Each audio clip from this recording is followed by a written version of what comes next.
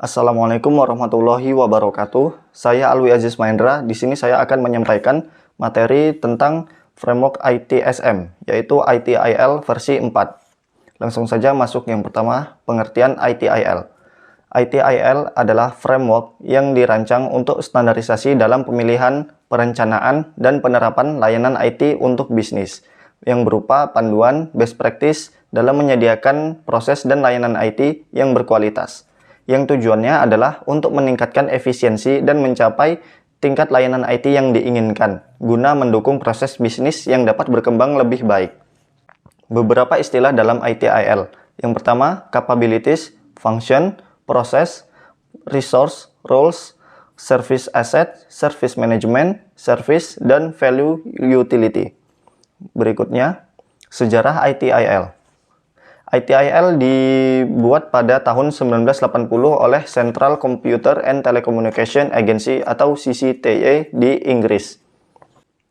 ITIL telah mengalami beberapa revisi. Yang pertama tahun 2000, beberapa dari 30 buku teori ITIL yang asli diringkas untuk pertama kalinya menjadi hanya 7 dengan ITIL versi 2 yang baru rilis pada saat itu.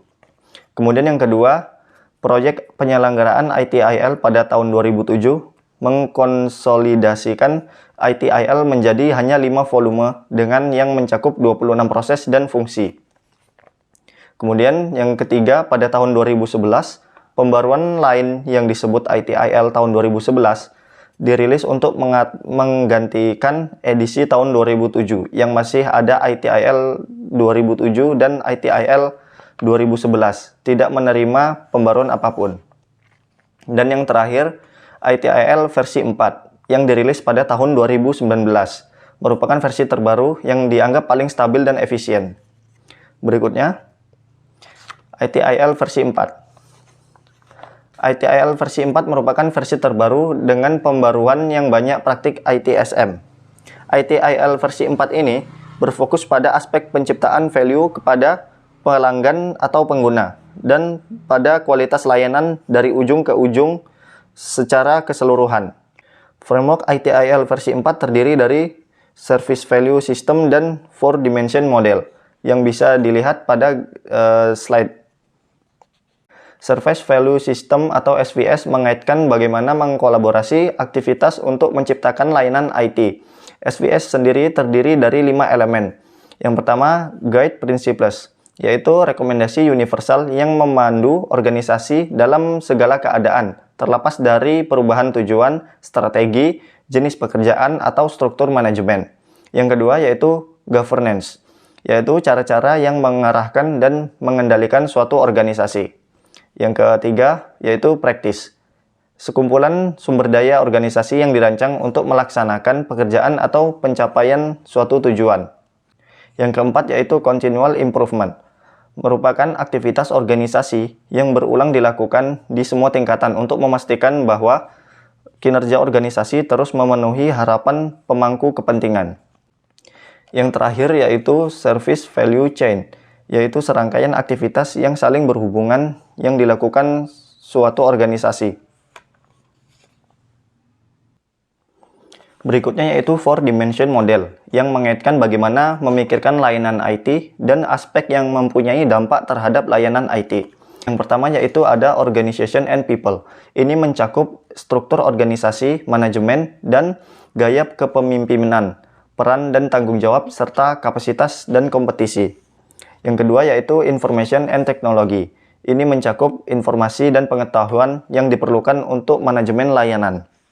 Hal ini mempertimbangkan teknologi yang akan digunakan saat merancang, membangun, dan mengoperasikan layanan nantinya. Yang ketiga yaitu ada Partners and Suppliers. Ini mencakup hubungan organisasi dengan organisasi lain yang terlibat dalam desain, pengembangan, penerapan, penyampaian, dukungan, dan peningkatan layanan secara berkelanjutan. Dan yang terakhir yaitu Value Streams and Processes. Ini berkaitan dengan bagaimana berbagai bagian organisasi bekerja sama untuk memungkinkan pencapaian value. ITIL versi 4 memiliki 3 manajemen practice yang dibagi berdasarkan kebutuhan IT, yaitu General Management Practice, Service Management Practice, dan Technical Management Practice.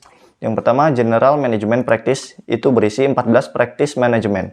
Yang pertama, Architecture Management, Continual Improvement, Information Security Management, Knowledge Management, Measuring and Reporting, Organization Change Management, Portfolio Management, Project Management, Relationship Management, Risk Management, Service Financial Management, Strategy Management, Supplier Management, dan Work and Talent Management.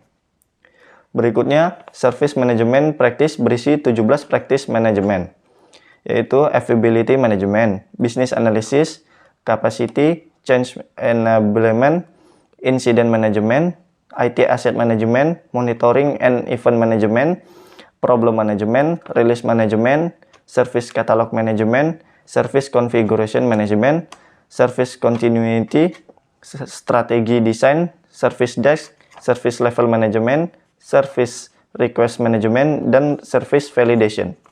Yang terakhir yaitu Technical Management Practice yang berisi 3 practice management. Yang pertama yaitu Deployment Management, yang kedua Infrastructure and Platform Management, dan yang ketiga Software Development and Management. Sekian presentasi dari saya.